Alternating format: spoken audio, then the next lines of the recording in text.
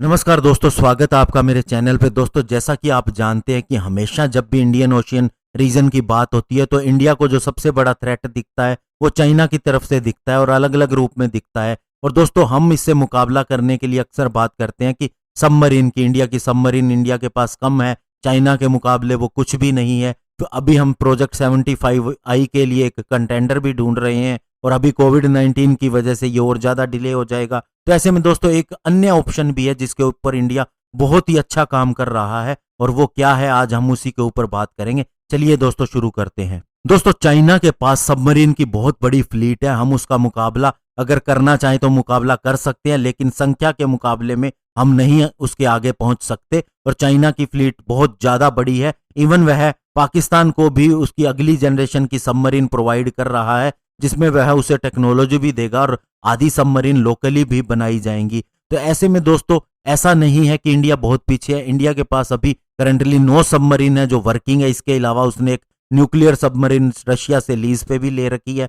Scorpion submarine का काम दोस्तों 3-4 का पूरा हो चुका है। इसके अलावा दोस्तों इंडिया ने प्रोजेक्ट 75I भी शुरू कर रखा है, जिसके तहत उसे 6 और सबमरीन बनानी है। और उसके बाद में दोस्तों माना जाता है कि 12 और सबमरीन इंडिया बना सकता है। इसके अलावा अरिहंत क्लास की सबमरीन के ऊपर भी काम चल रहा है। लेकिन दोस्तों ये काम जो है ये बहुत आगे जाएगा और इसके ऊपर बहुत ज्यादा समय लगेगा। प्रोजेक्ट 75I के लिए भी अभी कुछ भी डिसाइड नहीं है। तो ऐसे में दोस्तों किस तरह से इंडिया चाइनीज सबमरीन का मुकाबला करेगा, तो इसके लिए मैं आपको बताना चाहूंगा। सबसे पहले इंडिया ने अभी P-8I एयरक्राफ्ट का ऑर्डर दिया था अमेरिका को, जिसकी एक फ्लीट हमें अब जल्द ही मिलने वाली है और उसके बाद आगे की फ्लीट के लिए भी काम शुरू हो जाएगा।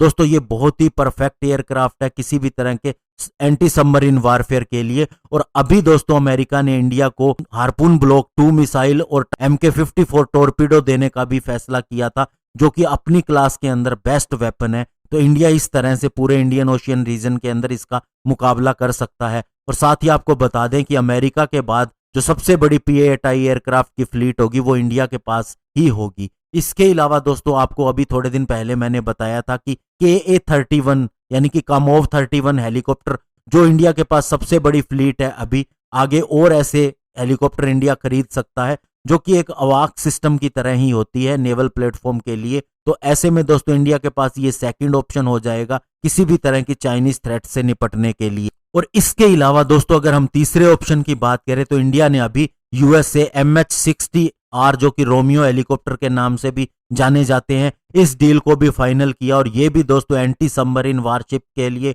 बहुत ही एक्सीलेंट है और किसी भी तरह की सिचुएशन से कॉम्बैट कर सकते हैं। और इस हेलीकॉप्टर की डील जो हुई थी वो 20,000 करोड़ रुपए में हुई थी, जिसके अंदर 24 रोमियो हेलीकॉप्टर खरीदे जाने हैं। और ये डील तब हुई थी जब US president Donald Trump India की विजिट पे आए थे फरवरी मंथ के अंदर। इसके अलावा दोस्तों एडिशनल डील भी की गई थी इसके वेपन सिस्टम के लिए और इसके इक्विपमेंट के लिए। और दोस्तों लॉकहीड मार्टिन को यह भी कहा गया था कि जो यूएस नेवी के लिए हेलीकॉप्टर बनाए गए हैं वे 3 हेलीकॉप्टर इंडिया भेजे जाएं ताकि इंडियन नेवी के पायलट की ट्रेनिंग भी हो सके। और दोस्तों सबसे बड़ी बात, इस समय अमेरिका हमसे ज्यादा डेस्परेट है इंडियन नेवी को ये हेलीकॉप्टर देने के लिए, और इसके लिए उन्होंने कंपनी को यह भी कहा कि उनके हेलीकॉप्टर में देरी कर दे लेकिन इंडिया को ये जल्द से जल्द सप्लाई किए जाएं। और माना जा रहा है अगले साल तक ये हेलीकॉप्टर हमें मिलने भी शुरू हो जाएंगे। ऐसे में दोस्तों जैसे कि आप जानते हैं कि चाइना का थ्रेट इंडिया के लिए तो है ही है, अमेरिका भी उससे निपटना चाहता है। तो यही कारण है वह इंडियन नेवी को भी बूस्ट करना चाहता है। और अभी दोस्तों चूंकि हमारी इंटीग्रेटेड कमांड भी बनाई जाएगी तो उसके अंदर भी नेवी की पावर और बढ़ जाएगी। तो ऐसे में दोस्तों ये कुछ एक ऑप्शन इंडिया ने जो किए हैं ये बहुत ही बेटर ऑप्शन कहे जाएंगे चाइनीज थ्रेट से निपटने के लिए, क्योंकि दोस्तों सबमरीन जो है वो हमारे पास अभी आने में बहुत ज्यादा टाइम लगेगा। और मैं आपको बताना चाहूंगा इंडिया के पास इस समय टोटल 16 सबमरीन है और इनके अंदर न्यूक्लियर सबमरीन भी शामिल है। तो हम अपना मुकाबला तो कर सकते हैं, लेकिन फिर भी दोस्तों एक सेकंड ऑप्शन के तौर पे इंडिया ने इस चीज का इंतजाम कर लिया कि अगर चाइनीज सबमरीन ज्यादा संख्या में है या ज्यादा संख्या में इंडिया के नजदीक डिप्लॉय की जाएंगी तो हमारे पास उसे काउंटर करने के लिए दूसरा ऑप्शन हो, और जिसके अंदर इंडिया ने बहुत ही अच्छे तरीके से काम किया है। धन्यवाद। जय हिंद।